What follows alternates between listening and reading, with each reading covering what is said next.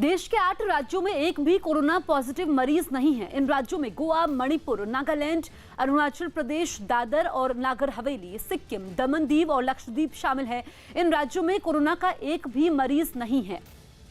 रवि सिंह हमारे सहयोगी phone line पर मौजूद हैं। रवि, जब ऐसे वक्त में जब देश में लगातार आंकड़े बढ़ रहे हैं और ऐसे में ये अच्छी खबर सामने आई है जिसमें 8 राज्यों में एक भी कोरोना पेशेंट नहीं है।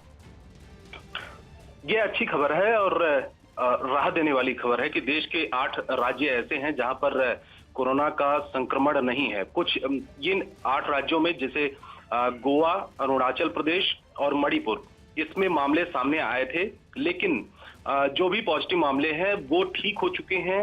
राहत की बात यह है, गोवा में जैसे कि 7 मामले सामने आए थे, अब वहां पर 0 मामला है, यानी कि अब जितने भी मामले हैं वो नेगेटिव हैं, पॉजिटिव एक भी मामला नहीं है।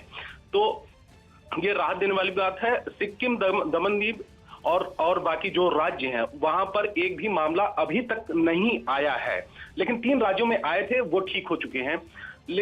इस बीच में सबसे बड़ी बात यह है कि कुछ ऐसे राज्य हैं देश के, चाहे महाराष्ट्र हो, दिल्ली हो, गुजरात हो, उत्तर प्रदेश हो, 7 ऐसे राज्य हैं जहां पर टोटल अगर हम परसेंटेज की बात करें तो 79% पूरा जितने भी आंकड़े हैं वहां पर 79% मामले इन्हीं 7 राज्यों में हैं, जो कुछ ऐसे बड़े राज्य हैं। तो देश के अलग अलग राज्यों में कोरोना का संक्रमण तो है, लेकिन कुछ राज्यों में ज्यादा बढ़ा है। लेकिन ये राहत की खबर है कि 8 राज्यों में बिल्कुल मामले इस समय नहीं है। बिल्कुल, तो हमारे सहयोगी रवि सिंह अहम जानकारी देते हुए, देश के 8 राज्यों में एक भी कोरोना पॉजिटिव मरीज नहीं है। इन राज्यों में गोवा, मणिपुर, नागालैंड, अरुणाचल प्रदेश, दादर और नागर हवेली, सिक्किम, दमन दीव और लक्षद्वीप शामिल हैं। पश्चिम बंगाल बीजेपी ने एक महिला का वीडियो ट्वीट कर ममता सरकार के खिलाफ मोर्चा खोल दिया। वीडियो के साथ पश्चिम बंगाल बीजेपी ने आरोप लगाया कि पश्चिम बंगाल में लोग लापता हो रहे हैं और उनके परिवारों को इसके बारे में कोई जानकारी नहीं मिल रही है। वीडियो के जरिए पश्चिम बंगाल बीजेपी ने ममता सरकार पर तानाशाही का आरोप लगाया। बीजेपी के ट्वीट किए गए वीडियो में एक महिला अपने पिता का पता नहीं चलने का दावा करती है। हालांकि वीडियो के सामने आने के बाद वहां का स्वास्थ्य विभाग हरकत में आया। उसने दावा किया कि महिला के पिता बिल्कुल ठीक हैं। यही नहीं, स्वास्थ्य विभाग की तरफ से यह दावा भी किया गया कि आज दोपहर में महिला की उसके पिता से फोन पर बात करवाई जाएगी। मेरे मम्मी का खबर तो हम लोग को मिला नहीं, कैसा क्या ट्रीटमेंट हुआ नहीं हुआ, उनको तो हम लोग खो दिए। उन लोगों ना देख पाए ना कुछ कर पाए। फिर वही सब वो लोग ले जाकर मेरा मम्मी को जो करना वो लोग कर दिए। हाथ में हम लोग का आया नहीं कुछ। तो आप लोग से एक ही विनती है कि मेरे पापा आप कैसे हैं, प्लीज इतना कीजिए कि मेरे पापा का एक बार खबर बता दीजिए, मेरे पापा कैसे हैं। कल वहां से ले जाने के बाद मैं क्वारंटाइन में, मेरी 3 भाभी है और मेरे पापा कहाँ है, संजीवन हॉस्पिटल में कौन सा जगह में है, उनका कोई खबर नहीं है। पश्चिम बंगाल बीजेपी की तरफ से महिला का वीडियो ट्वीट किए जाने के बाद बीजेपी नेता कैलाश विजयवर्गीय ने भी ट्वीट किया और कहा कि बेहद दर्दनाक, ये महज एक परिवार की व्यथा नहीं, पश्चिम बंगाल की हालत का खुलासा करता एक दुखद वीडियो है। राज्य में ऐसी त्रासदी कई लोगों के साथ हुई, पर वो कहां जाए। उनके पास ममता सरकार के अत्याचार से बचने का कोई रास्ता भी नहीं है।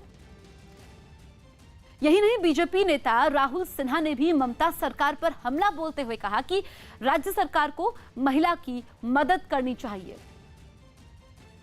सारे लोग घर पे बंदी है, ना उनका खाने का कोई इंतजाम है, ना उनका बाकी कोई विषय है। वो लोग अभी चिंता कर रहे कहां लेके गया हमारा परिवार को, हमारा पिताजी को। बच्चा रो रहा है, माताजी इन लोगों को कहां लेके गया। परिवार का 3-4 गृहबधू को लेके चले गए। चीफ मिनिस्टर को मैं दरखास्त करना चाहता हूं, राजनीति अभी छोड़िए, आज जनता का नीति अपना लीजिए। पश्चिम बंगाल के उत्तर दिनाजपुर में लॉकडाउन में रोके जाने से नाराज बीजेपी सांसद सुकांत मजूमदार पुलिस वालों से उलझ गए। सुकांत मजूमदार बालूरघाट लोकसभा सीट से सांसद हैं और लॉकडाउन के दौरान क्षेत्र के लोगों तक खाने पीने का सामान पहुंचाने जा रहे थे, लेकिन रास्ते में ही पुलिस ने सड़क पर बैरिकेड लगाकर उन्हें रोक दिया। जिससे नाराज बीजेपी सांसद सुकांत मजुमदार पुलिस वालों से उलझ गए और उनसे बहस करने लगे। हालांकि वहां मौजूद कई पुलिस अधिकारी उन्हें समझाने की कोशिश करते दिखे, लेकिन लाख समझाने के बाद भी बीजेपी सांसद नहीं माने। इसी बीच पुलिस का एक जवान और सांसद के साथ आए लोग पूरी घटना का मोबाइल से वीडियो बनाते रहे। পরিস্থিতি দেখুন, প্রায় ৩-৪ ঘন্টা হয়ে গেল এখানে বসে থাকার পর পুলিশ আমাকে এই নোটিশ একটা এসডিও একটা চিঠি ধরালেন। সেই চিঠিটিতে এসডিও বলতে খারাপ লাগছে ফেক নিউজ ছড়াচ্ছে। इसके बाद बीजेपी सांसद सुकांत मजुमदार सड़क पर ही कुर्सी लगाकर बैठ गए, जिसके बाद मुंह पर मास्क लगाए टीएमसी की कई महिला समर्थक वहां पहुंच गईं और सांसद का विरोध करने लगी, जबकि सांसद इस पूरी घटना का मोबाइल से वीडियो बनाते रहे। विरोध बढ़ा तो सुकांत मजुमदार वहां से उठ गए, लेकिन इसके बाद भी महिलाओं ने उनका पीछा नहीं छोड़ा और लगातार उनका विरोध करती रहीं। हिमाचल प्रदेश में रोहतांग पास के करीब मनाली लेह हाईवे पर जमी बर्फ को हटाने का काम जारी है। मशीनों के जरिए सड़क पर जमी कई फीट मोटी बर्फ को काटने का काम चल रहा है ताकि वाहनों के लिए हाईवे जल्द से जल्द खुल सके। पिछले 1 महीने से ज्यादा वक्त से बॉर्डर रोड्स ऑर्गेनाइजेशन की तरफ से हाईवे को साफ करने का काम चालू है। राजस्थान के कोटा से एमपी के ग्वालियर लौटे छात्रों की स्क्रीनिंग की गई। कोटा में रहकर पढ़ाई कर रहे ये छात्र लॉकडाउन की वजह से वहां फंस गए थे, जिन्हें राज्य सरकार की मदद से उनके घरों तक पहुंचाया गया।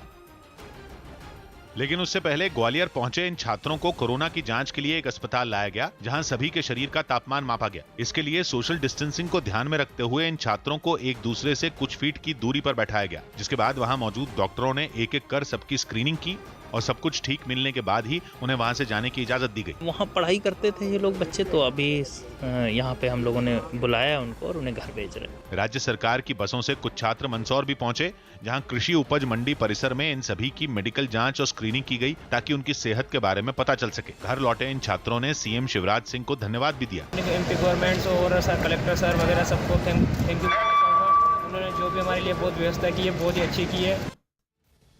दिल्ली पुलिस के जवानों में कोरोना के बढ़ते मामलों को देखते हुए दिल्ली पुलिस के कमिश्नर एसएन श्रीवास्तव ने 6 समितियां बनाई है।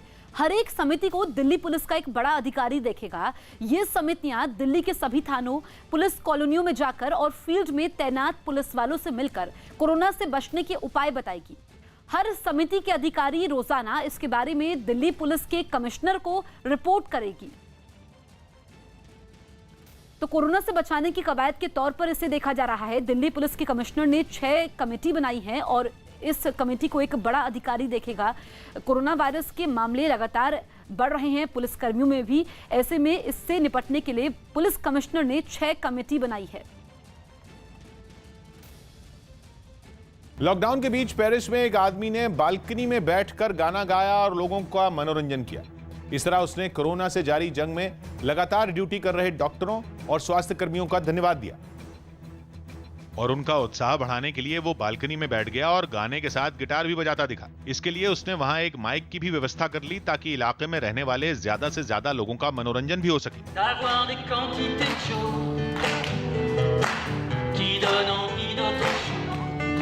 गाने की आवाज सुनकर सभी लोग अपने अपने मकानों की बालकनी में आ गए। यहाँ तक कि जो लोग सड़क से गुजर रहे थे वो भी वहीं रुक गए। ऐसे में पूरा इलाका तालियों की गड़गड़ाहट से गूंज उठा। इस आदमी के अलावा एक बुजुर्ग ने भी स्वास्थ्य कर्मियों का हौसला बढ़ाने के लिए शहनाई बजाई। लॉकडाउन लागू होने की वजह से ये बुजुर्ग भी अपने मकान की बालकनी से ही सबका मनोरंजन करते नजर आए।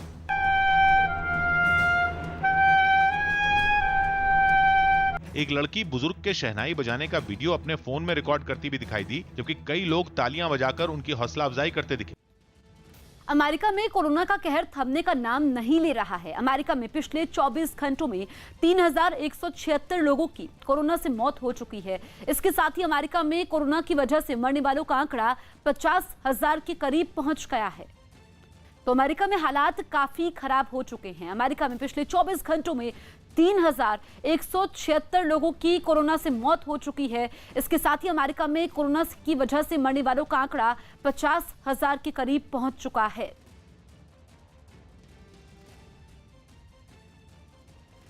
गुजरात के वडोदरा में हॉटस्पॉट बन चुके इलाके के 45 कोरोना मरीज ठीक हो गए और उन्हें एक साथ अस्पताल से छुट्टी मिल गई। वडोदरा का नागरवाड़ा इलाका इस महामारी के लिहाज से रेड जोन घोषित किया गया है। वहां कोरोना के मामले तेजी से बढ़े हैं। ऐसे में 45 कोरोना मरीजों का ठीक होकर घर लौटना प्रशासन और स्वास्थ्य कर्मियों की बड़ी जीत है। यही वजह रही कि अस्पताल से डिस्चार्ज होने के बाद जब ये 45 लोग बस में बैठकर घर जाने के लिए रवाना हुए तो उन्होंने ताली बजाकर उन सभी कोरोना योद्धाओं का हौसला बढ़ाया जिनकी मेहनत की वजह से वो ठीक हुए। नागरवाड़ा जो वडोदरा में रेड जोन है, क्लस्टर क्वारंटाइन जो एरिया है, वहाँ से एक साथ 45 जो मरीज है कोरोना पॉजिटिव, वो सभी यहाँ पे मरीज क्योर हो गए हैं। यही नहीं, इन सभी लोगों ने कोरोना के खिलाफ लड़ी जा रही जंग में अपना योगदान देने का भी फैसला किया और कोरोना की चपेट में आए लोगों के इलाज के लिए अपना खून देने की पेशकश की, क्योंकि डॉक्टरों का दावा है कि अगर कोरोना से ठीक हुए शख्स के खून से एंटीबॉडीज निकालकर दूसरे मरीज के शरीर में डाली जाएं तो उसे ठीक किया जा सकता है। इस पूरी प्रक्रिया को प्लाज्मा थेरेपी कहा जाता है। सर बात करिए प्लाज्मा के लिए हमारे ऑलमोस्ट सारे लोग रेडी रहेंगे। जब भी गुजरात को बोर्डा की प्लाज्मा की जरूरत पड़ेगी हम रहेंगे। अमेरिका में कोरोना के कहर के साथ ही तूफान ने भी तबाही मचाई है। वहां के टेक्सास में आए एक तूफान की वजह से 3 लोगों की मौत हो गई जबकि 20 से ज्यादा लोग घायल हो गए। तूफान इतना भयानक था कि उसने वहां 46 घरों को पूरी तरह से तबाह कर दिया। तूफान की वजह से कई पेड़ भी उखड़ गए। जम्मू कश्मीर प्रशासन ने जम्मू के भटिंडा और सुजमा इलाके में रहने वाले रोहिंग्या समुदाय के लोगों की सेहत की जांच तेज कर दी है। इन दोनों इलाकों को पहले ही रेड जोन घोषित किया जा चुका है। बताया जा रहा है कि दिल्ली के निजामुद्दीन इलाके में तबलीगी जमात के मरकज में हुए कार्यक्रम में रोहिंग्या समुदाय के कुछ लोगों ने हिस्सा लिया था और इसी जानकारी के बाद केंद्र सरकार ने इन दोनों इलाकों में रहने वाले रोहिंग्या समुदाय के लोगों की जांच करवाने का फैसला किया। इस समय हम हैं जम्मू के बठिंडी इलाके में, यहाँ पर रेड जोन घोषित किया गया है। आप देख सकते हैं नाका एक जबरदस्त जम्मू कश्मीर पुलिस की ओर से लगाया गया है। हर व्यक्ति की यहाँ पर जांच की जा रही है। जम्मू कश्मीर पुलिस ने इन इलाकों में सख्ती बढ़ा दी है और हर हलचल पर ड्रोन से भी नजर रखी जा रही है। जांच से कोई छूटे नहीं, इसके लिए तमाम एहतियात बरते जा रहे हैं। हम पूरा चार्ट बनाते हैं, हमारे पास पूरा चार्ट दिया होता है, उनके नाम, उनके पेरेंट एज, उनकी एज और उनके मतलब ट्रैवल हिस्ट्रीज कहाँ कहाँ से। प्रशासन की तरफ से जो लोग इस काम में लगाए गए हैं, डॉक्टरों की टीम उनकी सेहत की जांच भी वक्त वक्त पर करती रहती है। महाराष्ट्र में कोरोना मरीजों की तादाद 6000 के पार पहुंच चुकी है। पिछले 24 घंटों में महाराष्ट्र में कोरोना वायरस के 778 नए मरीज सामने आए हैं जबकि 14 लोगों की मौत हुई है। राज्य में कोरोना पॉजिटिव लोगों की संख्या 6427 हो गई है। यही नहीं, अकेले मुंबई में कोरोना के मरीजों की संख्या 4000 के पार पहुंच चुकी है। मुंबई में 24 घंटों में 522 नए मरीज बढ़े हैं। वहां धारावी में एक दिन में कोरोना के 25 नए मरीज मिले, एक मरीज की मौत भी हुई। अब तक धारावी में कुल 214 मरीज मिल चुके हैं। वहां कुल 13 लोगों की मौत भी हो चुकी है। तो मुंबई में 522 नए मरीज आए हैं और कोरोना से सबसे ज्यादा प्रभावित शहर मुंबई है। वहां पर कोरोना पेशेंट्स की संख्या 4000 के पार पहुंच चुकी है। और अगर पूरे महाराष्ट्र की बात करें तो कोरोना पेशेंट्स की संख्या 6427 है और पिछले 24 घंटे में महाराष्ट्र में कोरोना के 778 नए मरीज सामने आए हैं। इसके अलावा 14 लोगों की मौत भी हुई है पिछले 24 घंटों में। दिल्ली का जहांगीरपुरी इलाका राजधानी में कोरोना का सबसे बड़ा हॉटस्पॉट बन गया है। जहांगीरपुरी इलाके के एच ब्लॉक में 46 नए कोरोना मरीजों की पुष्टि हुई है। इसे देखते हुए अब वहां एच ब्लॉक को पूरी तरह सील कर दिया गया है। मतलब अब वहां लोग जरूरी सामान लेने के लिए भी घरों से बाहर नहीं निकल सकते।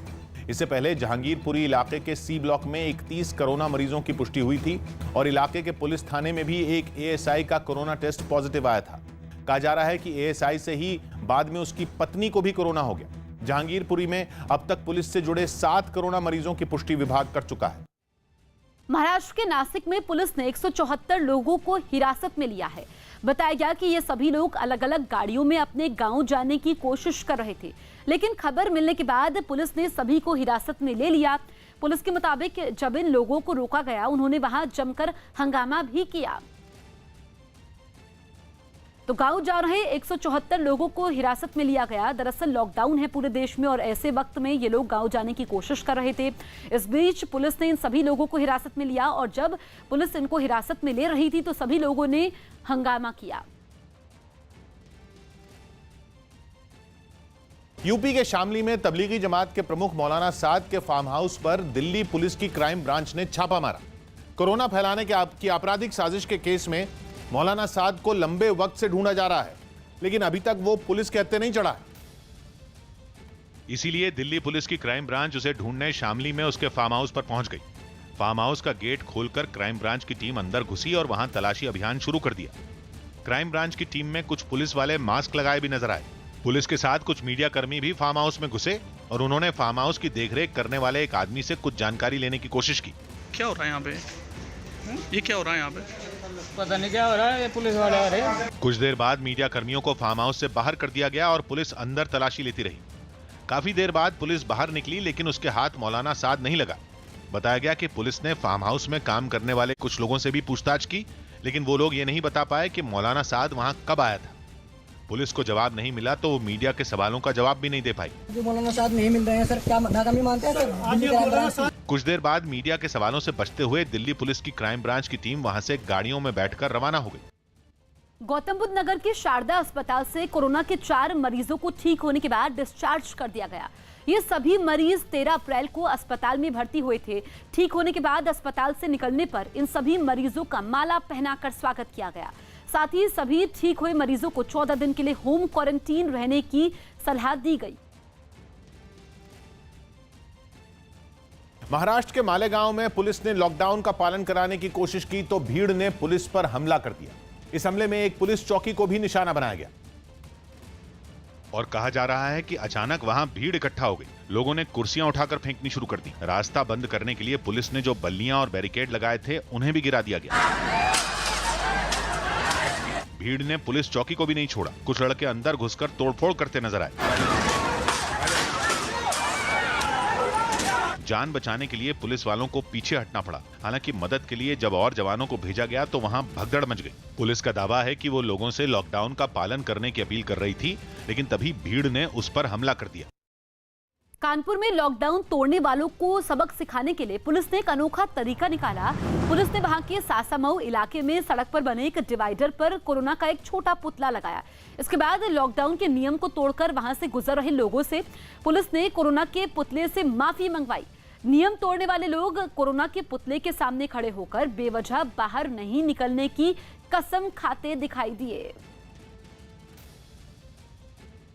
उत्तर प्रदेश के अलीगढ़ में एक सब्जी बेचने वाले आदमी की संदिग्ध हालात में मौत के बाद घर वालों ने पुलिस चौकी का घेराव कर हंगामा किया। आरोप है कि कुछ रोज पहले एक पुलिस वाले ने सब्जी बेचने वाले की पिटाई कर दी थी, जिसकी इलाज के दौरान मौत हो गई। जिससे नाराज घर वालों ने जलालपुर पुलिस चौकी के सामने सड़क जाम कर दी और चौकी के बाहर शव रखकर हंगामा करने लगे। कई महिलाएं वहां रोती बिलखती दिखाई दी, जबकि कुछ लोग उन्हें चुप कराते नजर आए। हंगामे की वजह से वहां लोगों की भारी भीड़ जमा हो गई, जिसकी सूचना मिलते ही कई अधिकारी पुलिस बल के साथ मौके पर पहुंच गए। पुलिस के ज्यादातर जवान सिर में हेलमेट और मुंह पर मास्क लगाए दिखे। इसी बीच पुलिस के अधिकारी लोगों को समझाने की कोशिश करते दिखे। बाद में पुलिस ने लाउडस्पीकर की मदद से भी लोगों से भीड़ नहीं लगाने की अपील की और जब हालात बिगड़ने लगे तो पुलिस ने जबरन लोगों को वहां से हटाना शुरू कर दिया। कुछ देर तक सड़क पर हंगामा होता रहा। तभी 2 महिला पुलिसकर्मी हंगामा कर रही एक महिला को पकड़कर ले जाती और उसे गाड़ी में बिठाती दिखाई दी। थोड़ी देर बाद पुलिस ने लोगों को समझा बुझाकर वहां से हटाया और सड़क पर लगा जाम खुलवा दिया। सड़क जाम किया है तो इनके खिलाफ इस पर कार्रवाई करेंगे। लॉकडाउन उल्लंघन की कार्रवाई होगी? बिल्कुल कार्रवाई करेंगे। दिल्ली के मधु विहार में पुलिस ने एक बुजुर्ग की उनके घर दवा पहुंचाकर मदद की। गंभीर बीमारी से पीड़ित बुजुर्ग के एक रिश्तेदार ने दिल्ली पुलिस और सीएम अरविंद केजरीवाल को टैग करके एक ट्वीट किया, मदद मांगी। इसके बाद मधु विहार थाने के एसएचओ ने दवा कंपनी से संपर्क किया। 1 महीने की दवा बुजुर्ग के घर पहुंचाई। पुलिस की मदद के बाद परिवार ने सभी का शुक्रिया अदा किया। मैंने इस प्रॉब्लम के बारे में ट्वीट किया और दिल्ली पुलिस को टैग किया। अगली ही सुबह उन्होंने मुझे कॉल किया और वो दवाई ना सिर्फ उन्होंने पता की कि कहाँ से मिल सकती है, बल्कि वे खुद लेकर आए और उन्होंने मेरे परिवार के घर तक पहुँचाई। दिल्ली पुलिस, मैं आपका जितना भी शुक्रिया अदा करूँ उतना कम है। दिल्ली के नजदीक गाजियाबाद में मामूली विवाद में एक आदमी ने अपने पड़ोसी पर तलवार से हमला कर दिया। इस हमले में वो बुरी तरह घायल हो गया। तलवारबाजी की इस घटना का एक वीडियो भी सामने आया, जिसमें नीली टी शर्ट पहना मुखिया नाम का एक आदमी हाथ में तलवार लहराता और पड़ोसियों के साथ गाली गलौज करता दिखाई दिया, जबकि एक बुजुर्ग महिला उसे रोकती नजर आई। तभी मुखिया ने अपने पड़ोसी अरविंद नाम के एक आदमी पर तलवार से हमला कर दिया, जिसके बाद वहां चीख पुकार मच गई। पड़ोसी पर तलवार से हमला करने के बाद भी मुखिया वहां से भागा नहीं, बल्कि वहीं खड़ा रहा। इसके बाद बुजुर्ग महिला उसे थप्पड़ों से मारती दिखी, जबकि एक दूसरी महिला हमले में घायल अरविंद को संभालती नजर आई। रोने और चीखने की आवाज सुनकर आस पड़ोस के लोग भी वहां पहुंच गए। इसी बीच बुजुर्ग महिला ने मुखिया से तलवार छीन ली। बाद में बुरी तरह से घायल अरविंद को अस्पताल ले जाया गया। इस घटना के बाद पुलिस ने मुखिया को गिरफ्तार कर लिया और हमले में इस्तेमाल की गई तलवार भी बरामद कर ली। रात को एक वीडियो वायरल हुआ था, तो इसमें पड़ोसी का विवाद था।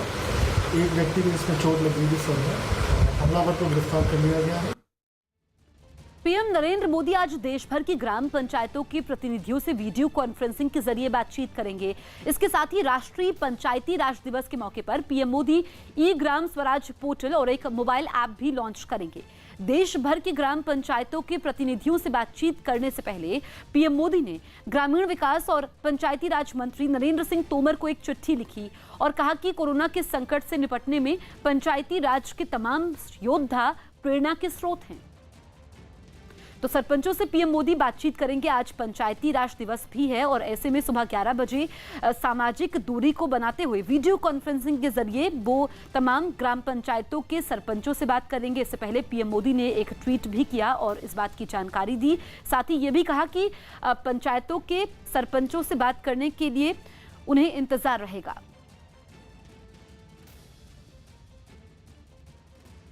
केंद्र सरकार के कर्मचारियों और पेंशन पाने वालों के महंगाई भत्ते की दर में अगले साल जुलाई तक कोई बढ़ोतरी नहीं की जाएगी। कोरोना संकट की वजह से सरकार ने यह आदेश जारी किया जिसमें बताया गया है कि इस साल 1 जनवरी से केंद्र सरकार के कर्मचारियों और पेंशन पाने वालों को महंगाई भत्ते की जो किस्त मिलने वाली थी उसका भुगतान नहीं किया जाएगा। साथ ही आने वाली 1 जुलाई और 1 जनवरी 2021 में भी महंगाई भत्ते की दर और महंगाई राहत में कोई बढ़ोतरी नहीं की जाएगी और सभी कर्मचारियों और पेंशन पाने वालों को मौजूदा दर से ही भुगतान किया जाएगा।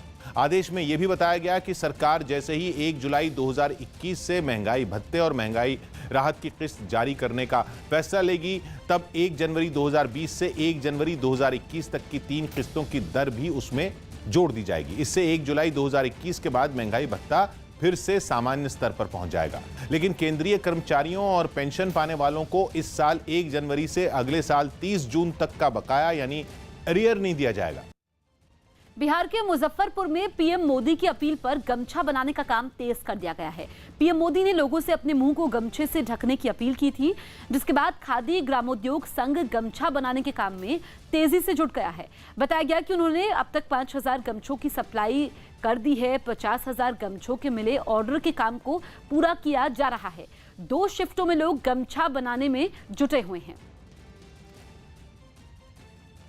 इससे एक तो कोरोना में गमछा काम करेगा मास्क की जगह पर, दूसरा है जो अभी जो बुनकर और कत्तिन जो है क्षेत्र में उनको बहुत बड़ा रोजगार भी इससे मिलेगा। चीन के राष्ट्रपति शी जिनपिंग ने शांक्सी प्रांत का दौरा किया।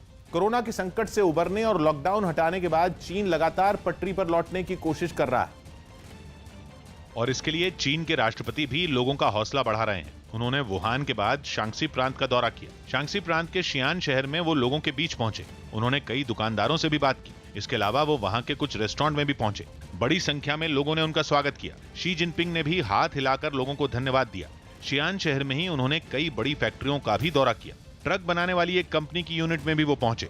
इस यूनिट में एक दिन पहले ही फिर से कामकाज शुरू हुआ है। अपने इस दौरे में शी जिनपिंग वहां की एक यूनिवर्सिटी में भी छात्रों से मिले और उन्हें प्रेरित किया। वे中华民族立下卓越的贡献। दिल्ली के करीब नोएडा में कुछ हाउसिंग सोसाइटी के लोगों ने गरीबों और बेघर लोगों के लिए रोटी बैंक शुरू किया है। इस मुहिम के तहत हर घर से 2 रोटी ली जाती है, जिन्हें इकट्ठा करने के बाद नोएडा अथॉरिटी के अधिकारियों को सौंपा जाता है और बाद में इन रोटियों को गरीबों और जरूरतमंद लोगों तक पहुंचाया जाता है। सामने आए वीडियो में एक हाउसिंग सोसाइटी में कुछ लोग गत्ते के डिब्बों में रोटियां इकट्ठा करते दिखे।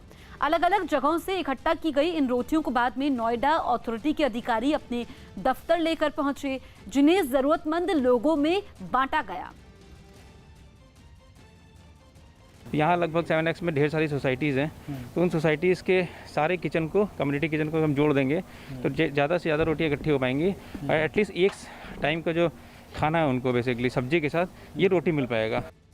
दिल्ली यूपी बॉर्डर को सील किए जाने के साथ ही वहां से गुजरने वाले लोगों की थर्मल स्क्रीनिंग भी शुरू कर दी गई। एक दिन पहले बॉर्डर सील किए जाने के बाद केवल डीएम की तरफ से जारी किए गए पास वाली गाड़ियों को ही गुजरने की इजाजत दी गई और उन गाड़ियों में सवार लोगों को भी थर्मल स्क्रीनिंग के बाद ही बॉर्डर पार करने दिया गया।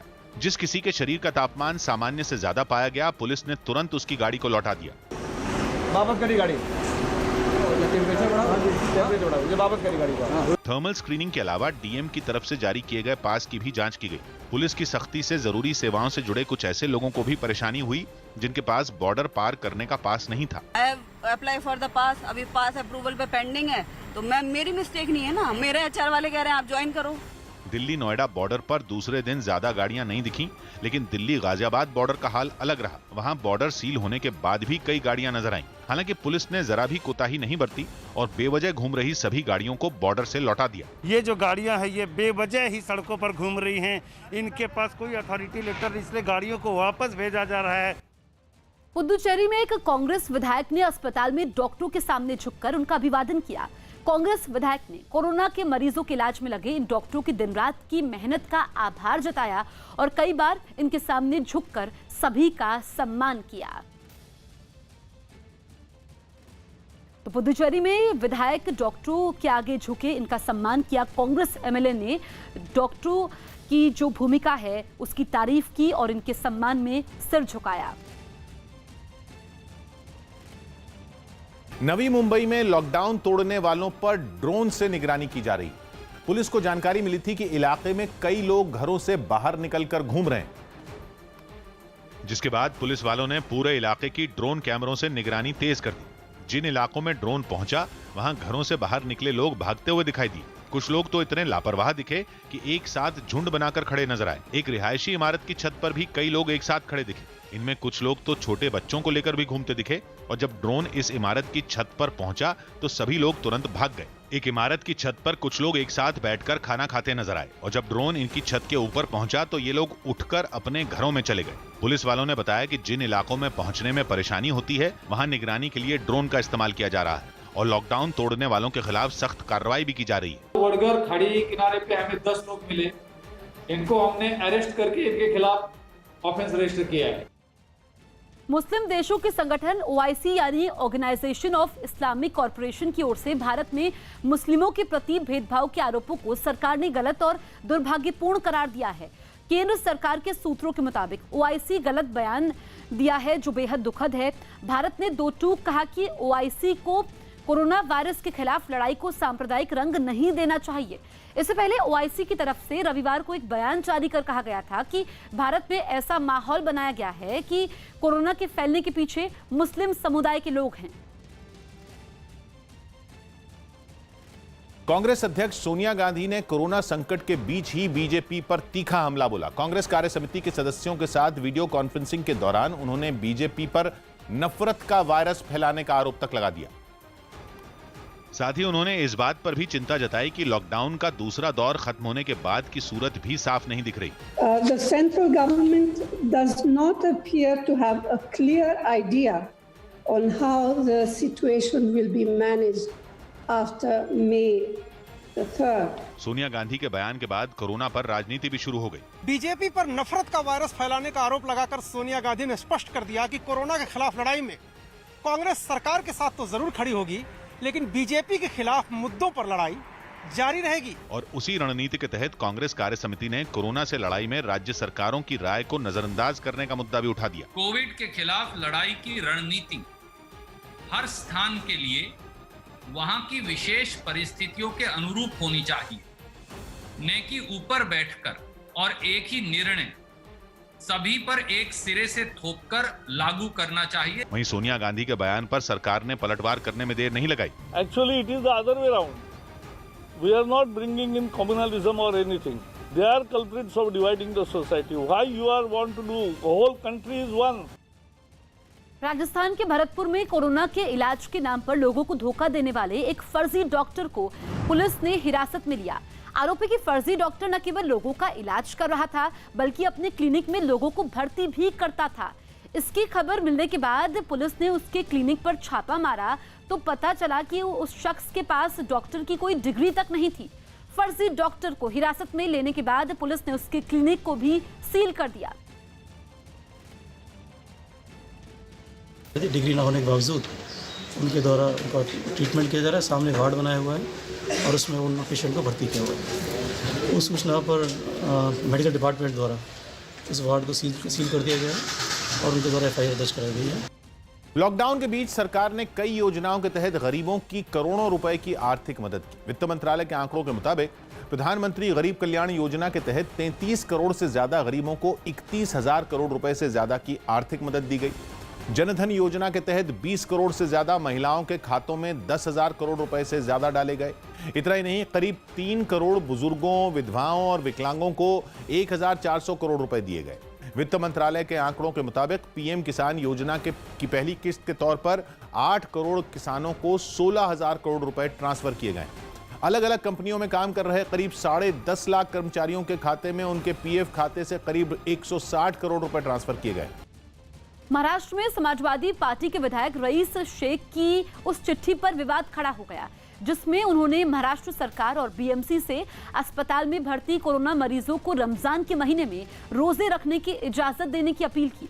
इस चिट्ठी में उन्होंने ये भी लिखा कि सरकार रमजान के महीने में मरीजों के लिए सहरी और इफ्तार का अस्पतालों में ही इंतजाम करवाए जिससे मुस्लिम समुदाय के मरीज रोजे रख सकें। मेरी ये गुजारिश रहेगी कि ये ज़रूरत जो मुसलमानों की है वो सरकार पूरी करे, या हमसे कांटेक्ट करे, अपने अपने इलाके के एमएलए से कांटेक्ट करे ताकि ये जो ज़रूरत है लोग की पूरी हो जाए। रईस शेख की इस चिट्ठी पर उद्धव सरकार में मंत्री असलम शेख ने भी जवाब दिया और कहा कि जिन लोगों को क्वारंटीन किया गया है वो रोजे रख सकते हैं। हालांकि कोरोना मरीजों को रोजे रखने देने की मांग का उन्होंने समर्थन नहीं किया। जो लोग एसिम्प्टोमेटिक है, जो क्वारंटाइन है, जिनके ऊपर कोई मेडिकल फैसिलिटीज़ की अभी ज़रूरत नहीं है, तो ऐसे लोग तो रोज़ा रख सकते हैं। लेकिन जिनका उपचार है, जो पॉजिटिव आ गए हैं, तो उनको रोज़ा नहीं रखना चाहिए और अपनी सेहत को ठीक कर लेना चाहिए। अमेरिका की निजी स्पेस कंपनी स्पेसएक्स ने 60 उपग्रहों की छठी खेप को अंतरिक्ष में पहुंचाया। पूरी दुनिया को हाई स्पीड इंटरनेट से जोड़ने के लिए स्पेसएक्स ने ऐसे 1000 उपग्रहों को अंतरिक्ष में भेजने का लक्ष्य रखा, जिसके लिए 60 उपग्रहों की छठी खेप को अंतरिक्ष में भेजा गया। इन स्टारलिंक सैटेलाइट को उनकी कक्षा में भेजने के लिए कंपनी ने अपने फैल्कन 9 रॉकेट का इस्तेमाल किया, जिसे अमेरिका में फ्लोरिडा के एक लॉन्च पैड से छोड़ा गया।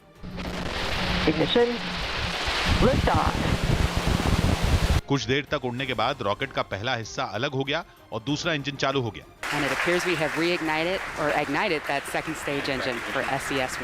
पृथ्वी से करीब 300 किलोमीटर ऊपर पहुंचने के बाद इन उपग्रहों को उनकी कक्षा में छोड़ दिया गया। स्पेसएक्स का फैल्कन 9 रीयूजेबल रॉकेट है जो कि मिशन पूरा होने के बाद दोबारा पृथ्वी पर लौट आया और समंदर पर तैर रहे एक प्लेटफॉर्म पर लैंड हो गया।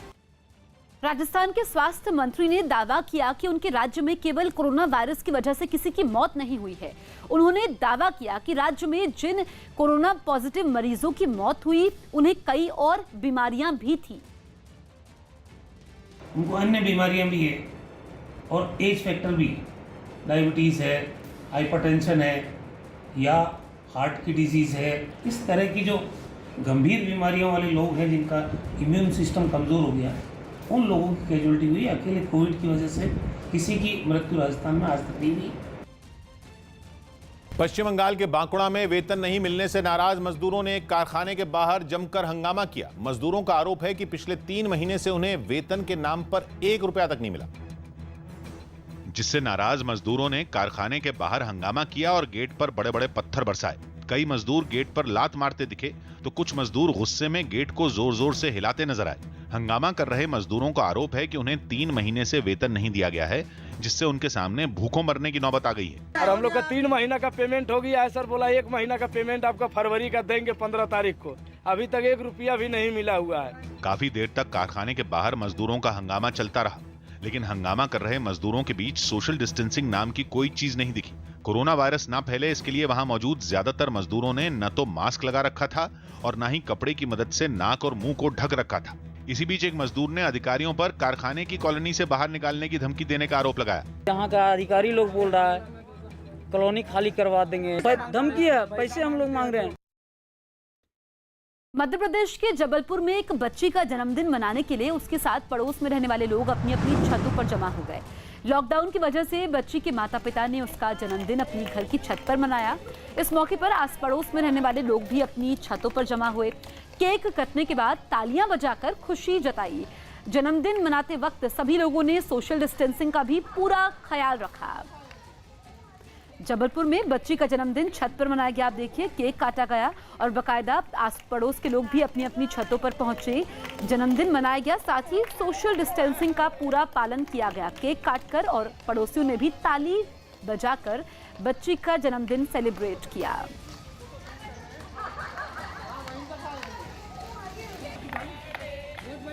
डॉक्टरों को कोरोना से बचाने के लिए दिल्ली के एम्स में खास तरह के रोबोट का ट्रायल किया जा रहा है। अगर ये ट्रायल सफल रहता है तो एम्स में इस तरह के कई और रोबोट की मदद ली जाएगी। ये रोबोट मिलाग्रो नाम की एक कंपनी ने बनाया है।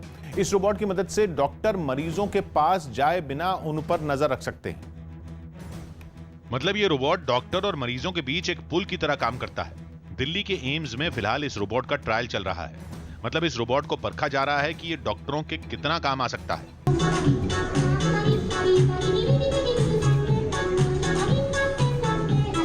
ये रोबोट मॉनिटरिंग और वीडियोग्राफी कर सकता है। सामने जो एक स्क्रीन दी गई है उसकी मदद से डॉक्टर दूर से ही मरीजों से बात कर सकते हैं। जो भी अगर कोरोना पेशेंट है उस पेशेंट के पास बार बार डॉक्टर को जाने की जरूरत नहीं है। एक दूरी रख के जो है डॉक्टर मॉनिटर कर सकता है हर चीज को। दावा है कि कुछ बदलाव के बाद ये रोबोट मरीजों का तापमान भी माप सकेगा और उन्हें दवाइयां और खाना भी पहुंचा पाएगा। इसके जो हाथ हैं इसको रिप्लेस करके मेडिसिन डिलीवरी लगा देंगे तो मेडिसिन डिलीवरी भी कर सकता है। और कहा जा रहा है कि कुछ जरूरी बदलाव के बाद ये रोबोट दिल्ली के एम्स में कोरोना मरीजों और डॉक्टरों की मदद के काम आने लगेगा। इसके अलावा एक और रोबोट है जिसके इस्तेमाल पर भी जल्द फैसला हो सकता है, क्योंकि दावा है कि ये रोबोट फर्श पर ही कीटाणुओं को मार सकता है। इस रोबोट को मोबाइल फोन पर एक ऐप की मदद से इस्तेमाल किया जाता है। यहाँ पे ऑटो है, मैंने क्लिक लगा दिया, ऑटो कर दिया, ये निकलेगा अपने आप पूरा एरिया और ये रोबोट यहाँ से दिखाएगा जाता हुआ। अस्पतालों में फर्श की सफाई के लिए कर्मचारी लगाए जाते हैं। इससे उनमें इन्फेक्शन फैलने का भी खतरा रहता है, लेकिन दावा है कि इस रोबोट का इस्तेमाल करके वो इन्फेक्शन के खतरे को कम कर सकते हैं। आईआईटी दिल्ली ने कोरोना वायरस की जांच के लिए RT-PCR नाम की एक जांच किट बनाई है, जिसे ICMR से भी हरी झंडी मिल चुकी है। बताया गया कि जल्द ही ये किट बाजार में उपलब्ध होगी। दावा किया गया है कि बाजार में इस किट के आने के बाद कोरोना का टेस्ट सस्ता हो जाएगा और अच्छे तरीके से होगा। तो इस किट को ICMR ने मंजूरी भी दे दी है। आईआईटी दिल्ली ने ये कोरोना की जांच के लिए किट बनाई है। खास बात इस किट की ये है कि इससे ये किट काफ़ी सस्ती होगी और इससे कोरोना पेशेंट्स की जांच भी हो जाएगी। लॉकडाउन और धारा 144 का उल्लंघन कर भीड़ लगाने और सभा करने जैसी घटना दोबारा न हो, इसे लेकर हरियाणा सरकार सख्त हो गई है। सरकार ने प्रशासन से कहा है कि ऐसा करने वाले किसी भी नेता के खिलाफ अब फौरन मामला दर्ज कर कार्रवाई की जाए। दरअसल कांग्रेस के नेता रणदीप सुरजेवाला पर उचाना मंडी पहुंचकर भाषण देने का आरोप लगा था, जिसका वीडियो वायरल हो गया। वीडियो में सुरजेवाला अनाज मंडी में किसान और आड़तियों की भीड़ से घिरे दिखाई पड़े, जहां सोशल डिस्टेंसिंग का पालन करता कोई नहीं नजर आया। यही नहीं, मंडी में भीड़ के बीच वो भाषण देते भी नजर आए। 5 लाइन की 5 बात है, खट्टर साहब जवाब दे दे। कोरोना के खतरे के बीच ऐसी भीड़ और उनके बीच नेता के पहुंचने पर सरकार ने आपत्ति जताई और प्रशासन को आगे से ऐसा होने पर सख्त कार्रवाई के निर्देश दिए। कि मंडियों में जाकर अगर वो भीड़ इकट्ठी करेंगे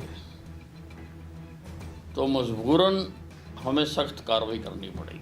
कांग्रेस का आरोप है कि अनाज की खरीद के लिए नियमों में किए गए बदलाव से किसान परेशान हैं, लेकिन कोरोना की आड़ में खट्टर सरकार अपनी नाकामी छुपा रही है। मनोहर लाल खट्टर जी, दुष्यंत चौटाला जी और अनिल विज जी नहीं चाहते कि जनता के प्रतिनिधि जनता के बीच जाकर सरकार की नाकामयाबी को उजागर करें।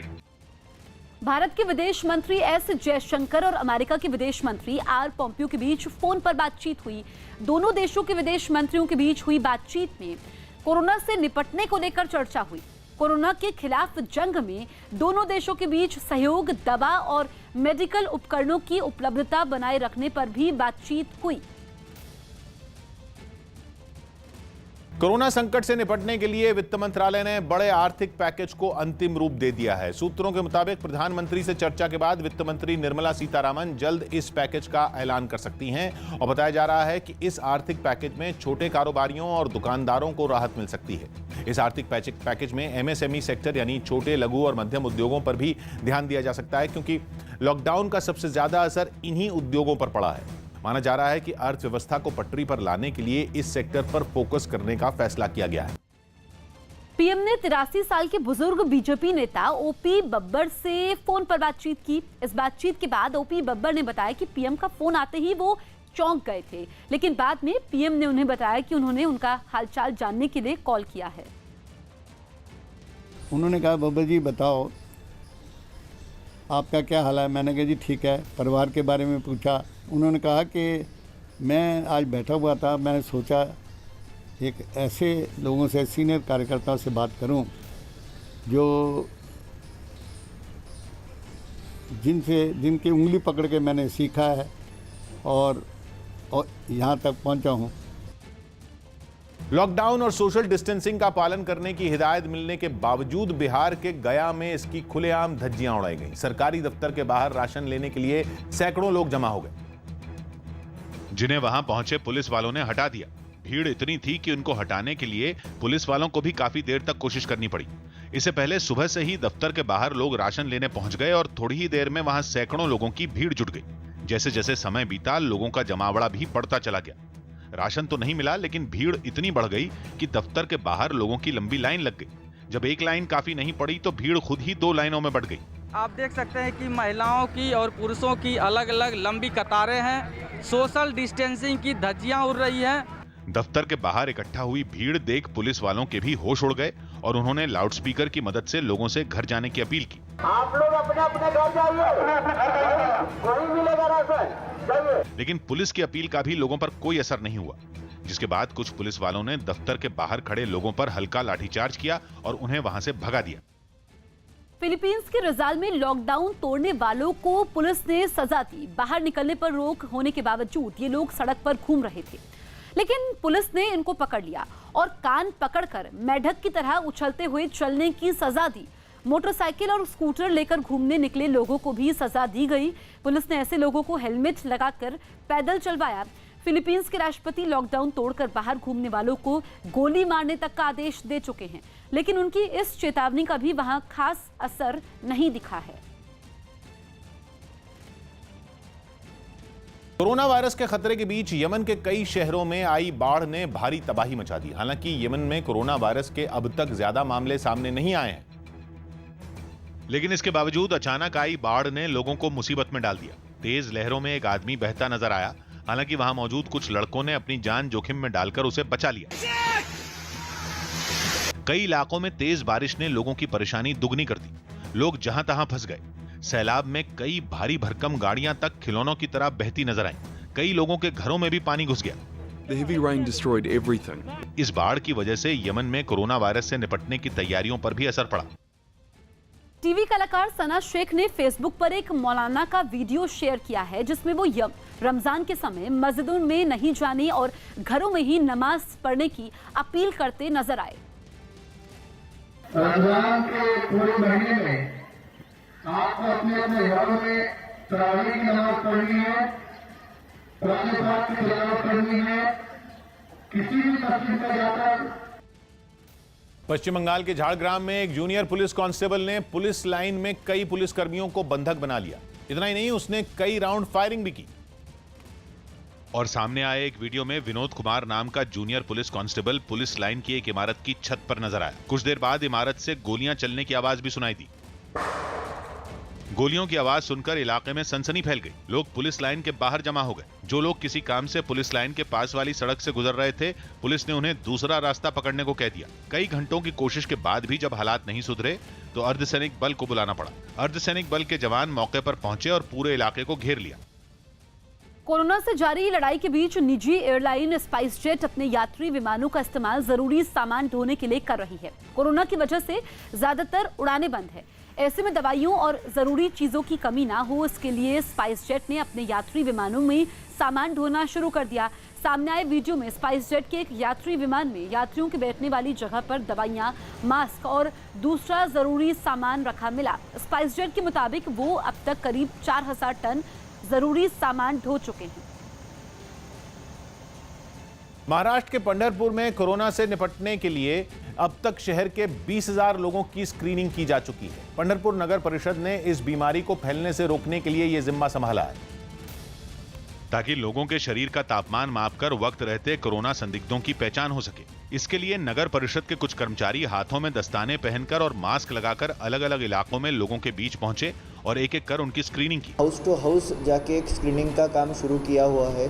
अब तक शहर में के लगभग 20,000 नागरिकों का स्क्रीनिंग नगर निगम द्वारा पूरा किया गया है। स्क्रीनिंग के दौरान सभी लोग एक दूसरे से कुछ फीट की दूरी बनाकर खड़े नजर आए, जिनमें महिलाएं और बच्चे भी शामिल दिखे। महाराष्ट्र के पुणे में टैंकर से पानी लेने के लिए लोगों ने लॉकडाउन से जुड़े नियमों को ताक पर रख दिया। एक दूसरे को धक्का मारते हुए लोग टैंकर में अपना पाइप डालने के लिए ऊपर चढ़ गए। लोगों ने सोशल डिस्टेंसिंग का भी पालन नहीं किया। कई लोग तो बिना मास्क लगाए भीड़ में पानी लेने के लिए खड़े हो गए।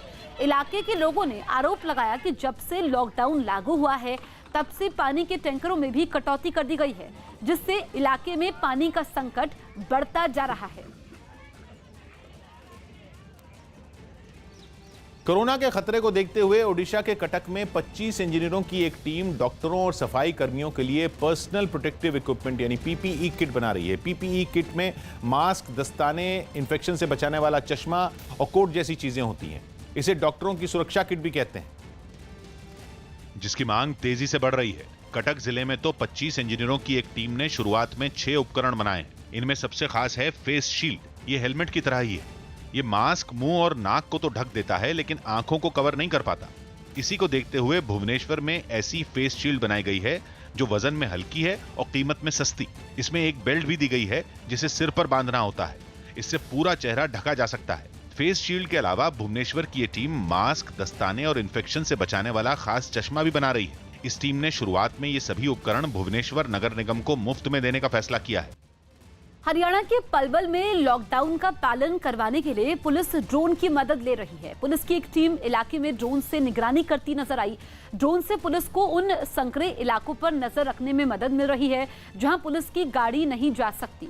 इसके साथ ही लॉकडाउन के समय जो लोग गलियों और मकानों की छतों पर जमा हो जाते हैं, ऐसे लोगों से निपटने के लिए भी पुलिस ड्रोन का सहारा ले रही है और मामले दर्ज कर रही है। कोरोना वायरस के खतरे से जूझ रहे पाकिस्तान के डॉक्टर मस्जिदों को खोले जाने के फैसले के विरोध पर उतर आए। कट्टरपंथियों के आगे घुटने टेकते हुए इमरान सरकार ने मस्जिदों में नमाज पढ़ने की इजाजत दे दी, जिसके बाद वहां बड़ी तादाद में लोग मस्जिदों में इकट्ठा होने लगे। इस दौरान सोशल डिस्टेंसिंग के जरूरी नियमों की भी जमकर धज्जियां उड़ाई गई। हालात खतरनाक होते देख डॉक्टर अपने ही प्रधानमंत्री के फैसले के खिलाफ उतर आए। हम सिर्फ उसी मसाजिद की बात नहीं कर रहे, हम कह रहे हैं कि जी हम ये भी कह रहे हैं कि बाजार भी ना खुले, हम ये भी कह रहे हैं कि इंडस्ट्रीज को भी न किया जाए। डॉक्टरों ने चेतावनी दी कि इमरान खान का ये फैसला पूरे पाकिस्तान की सेहत पर भारी पड़ सकता है। घबराए डॉक्टरों ने खस्ता स्वास्थ्य सुविधाओं की दुहाई भी दी। डॉक्टर्स की कमी है, हमारे वेंटिलेटर्स इतने ज़्यादा नहीं है, टेस्टिंग कैपेसिटी इतनी ज़्यादा नहीं है, क्योंकि एकदम ही अगर बढ़ा ना तो हम लोग नहीं बर्दाश्त कर सकेंगे। कोरोना से बेहाल पाकिस्तान में लॉकडाउन लागू है, लेकिन वहां के मुस्लिम धर्मगुरुओं ने लॉकडाउन को मानने से साफ इनकार कर दिया और उनके दबाव में आकर इमरान खान को मस्जिदों में नमाज पढ़ने की मंजूरी देनी पड़ी। पंजाब के सीएम कैप्टन अमरिंदर सिंह ने कोरोना की लड़ाई में साथ देने के लिए लोगों की तारीफ की। साथ ही उन्होंने बताया कि पंजाब में अब हालात पहले से बेहतर हैं। अच्छी खुशखबरी है और भी पंजाब ਦੇ ਵਿੱਚ का हालात अच्छे कोविड ਦੇ ਲੱਗ ਰਹੇ ਨੇ। ਇਸ ਵੇਲੇ थोड़ी हिम्मत है, ਤੁਸੀਂ ਜਿਹੜੇ ਆਪਣੇ सोशल डिस्टेंसिंग रख रहे हो, अपने ਘਰਾਂ 'ਚ ਰਹਿ ਰਹੇ ਹੋ और ਇਹ ਨਹੀਂ ਇਸ पंजाब ਦੇ ਵਿੱਚ कोविड ਨੂੰ हराया है। बिहार की नीतीश सरकार ने सरकारी दुकान से राशन लेने के लिए बायोमेट्रिक मशीन पर अंगूठा लगाने को फिर से जरूरी कर दिया। कोरोना वायरस के खतरे को देखते हुए राज्य सरकार ने पिछले महीने ही इस पर रोक लगाई थी, लेकिन सरकार ने इसे फिर से जरूरी कर दिया, जिसके बाद राज्य भर की सरकारी राशन की दुकानों पर लोगों को बायोमेट्रिक मशीन पर अंगूठे का निशान लगाने के बाद ही गेहूं चावल दिया जा रहा है। एक ही मशीन पर सभी लोग अंगूठा लगाते हैं, इसलिए इस तरह की मशीन से वायरस फैलने का खतरा होता है। बीजेपी विधायक संजय सरावगी ने फैसले के लागू होते ही इस पर सवाल उठा दिए। निश्चित रूप से पीडीएस में तो गरीब गुरबे लोग आते हैं, संक्रमण फैलने की संभावना है इससे। हालांकि राज्य सरकार के खाद्य आपूर्ति मंत्री मदन सहनी ने बताया कि कोरोना को फैलने से रोकने के लिए सरकारी राशन की दुकानों पर पूरी सावधानी बरती जा रही है। सभी जगह पर साबुन, सैनिटाइजर, सब चीज का व्यवस्था किया गया। उसके लिए अलग से राशि भी डीलर को मुहैया करा दिया गया है। फेसबुक पर 4.5 करोड़ लाइक के साथ पीएम नरेंद्र मोदी दुनिया के सबसे लोकप्रिय नेता बन गए हैं। Global communications agency Burson Cohn and Wolfe की तरफ से जारी की गई वर्ल्ड लीडर्स ऑन फेसबुक की रैंकिंग में पीएम मोदी 4.5 करोड़ लाइक्स के साथ नंबर 1 पर हैं, जबकि दूसरे नंबर पर 2.7 करोड़ लाइक के साथ अमेरिका के राष्ट्रपति डोनाल्ड ट्रंप हैं। जॉर्डन की महारानी 1.68 करोड़ लाइक के साथ तीसरे स्थान पर हैं। वहीं सबसे ज्यादा संवाद यानी इंटरैक्शन की रैंकिंग में अमेरिकी राष्ट्रपति डोनाल्ड ट्रंप पहले स्थान पर हैं। दिल्ली में कांग्रेस के नेताओं ने लॉकडाउन के नियमों का पालन करते हुए जरूरतमंद लोगों को खाना बांटा। लॉकडाउन के पहले चरण में ही दिल्ली कांग्रेस ने अलग अलग इलाकों में कांग्रेस की रसोई नाम की मुहिम शुरू कर दी थी और लॉकडाउन के अगले चरण में भी कांग्रेस की ये मुहिम जारी रही, जिसके तहत दिल्ली कांग्रेस के अध्यक्ष अनिल चौधरी ने खुद गरीब लोगों को खाने के पैकेट बांटे। कोरोना का खतरा रोजाना बढ़ रहा है और खाने के साथ साथ मास्क और सैनिटाइजर भी रोजमर्रा की जरूरत में शामिल हो गए हैं। इसी बात को ध्यान में रखकर कांग्रेस की तरफ से लोगों को मास्क बांटे गए। यही नहीं, अनिल चौधरी एक बच्चे को मास्क पहनाते हुए भी दिखे। लॉकडाउन के दौरान जरूरतमंद लोगों तक मदद पहुंचाने के लिए कुछ नियम बनाए गए हैं। कांग्रेस की रसोई अभियान के तहत लोगों को जब खाना दिया गया तो इन नियमों का ख्याल रखा गया। लाइन में खड़े लोगों ने सोशल डिस्टेंसिंग का पालन किया। इन सभी लोगों की थर्मल स्क्रीनिंग भी हुई, जिसके बाद लोगों ने सैनिटाइजर से हाथ साफ किया और फिर खाने का पैकेट लिया। तस्वीर हम आपको दिखा रहे हैं जहां पर जो प्रेसिडेंट है अनिल चौधरी, वो यहां पर तमाम लोग जो हैं उन्हें खाना डिस्ट्रीब्यूट कर रहे हैं। कांग्रेस के इस अभियान में पार्टी के कई कार्यकर्ता जुड़े हुए हैं। पार्टी के मुताबिक लॉकडाउन खत्म होने तक ये मुहिम जारी रहेगी। और मुझे अपने कार्यकर्ताओं को कहते हुए धन्यवाद करते हुए खुशी हो रही है कि आज भी हमारी लगातार रसोई, जब तक लॉकडाउन खत्म नहीं होगा तब तक ये हमारी रसोई चल रही है। अमेरिका के टेक्सास में एक विमान हादसे का शिकार हो गया। हादसे में एक आदमी घायल हो गया, जिसे अस्पताल में भर्ती करवाया गया। हादसे के बाद विमान के पास आग की लपटें भी देखी गई। प्रशासन ने बताया कि विमान डलास से उड़ा था, जिसकी कुछ देर बाद ही वो हादसे का शिकार हुआ। पश्चिम बंगाल बीजेपी ने एक महिला का वीडियो ट्वीट कर ममता सरकार के खिलाफ मोर्चा खोल दिया। वीडियो के साथ पश्चिम बंगाल बीजेपी ने आरोप लगाया कि पश्चिम बंगाल में लोग लापता हो रहे हैं और उनके परिवारों को इसके बारे में कोई जानकारी नहीं मिल रही है। वीडियो के जरिए पश्चिम बंगाल बीजेपी ने ममता सरकार पर तानाशाही का आरोप लगाया। बीजेपी के ट्वीट किए गए वीडियो में एक महिला अपने पिता का पता नहीं चलने का दावा करती है। हालांकि वीडियो के सामने आने के बाद वहां का स्वास्थ्य विभाग हरकत में आया और उसने दावा किया कि महिला के पिता बिल्कुल ठीक हैं। यही नहीं, स्वास्थ्य विभाग की तरफ से यह दावा किया गया कि आज दोपहर में महिला की उसके पिता से फोन पर बातचीत करवाई जाएगी। मेरे मम्मी का खबर तो हम लोग को मिला नहीं, कैसा क्या ट्रीटमेंट हुआ नहीं हुआ, उनको तो हम लोग खो दिए। उन लोगों को ना देख पाए ना कुछ कर पाए। फिर वही से वो लोग ले जाकर मेरा मम्मी को जो करना वो लोग कर दिए। हाथ में हम लोग का आया नहीं कुछ। तो आप लोग से एक ही विनती है कि मेरे पापा आप कैसे हैं, प्लीज इतना कीजिए कि मेरे पापा का एक बार खबर बता दीजिए, मेरे पापा कैसे हैं। कल वहां से ले जाने के बाद मैं क्वारंटाइन में, मेरी 3 भाभी है और मेरे पापा कहाँ है, संजीवन हॉस्पिटल में कौन सा जगह में है, उनका कोई खबर नहीं है। पश्चिम बंगाल बीजेपी की तरफ से महिला का वीडियो ट्वीट किए जाने के बाद बीजेपी नेता कैलाश विजयवर्गीय ने भी ट्वीट किया और कहा कि बेहद दर्दनाक, ये महज एक परिवार की व्यथा नहीं, पश्चिम बंगाल की हालत का खुलासा करता एक दुखद वीडियो है। राज्य में ऐसी त्रासदी कई लोगों के साथ हुई, पर वो कहां जाए। उनके पास ममता सरकार के अत्याचार से बचने का कोई रास्ता नहीं है। यही नहीं, बीजेपी नेता राहुल सिन्हा ने भी ममता सरकार पर हमला बोलते हुए कहा कि राज्य सरकार को महिला की मदद करनी चाहिए। तो उन्होंने ये कहा है कि राज्य सरकार को मदद करनी चाहिए। तो बीजेपी नेता राहुल सिन्हा ने भी ममता सरकार पर हमला बोला और कहा कि राज्य सरकार को महिला की मदद करनी चाहिए। सारे लोग घर पे बंदी है, ना उनका खाने का कोई इंतजाम है, ना उनका बाकी कोई विषय है।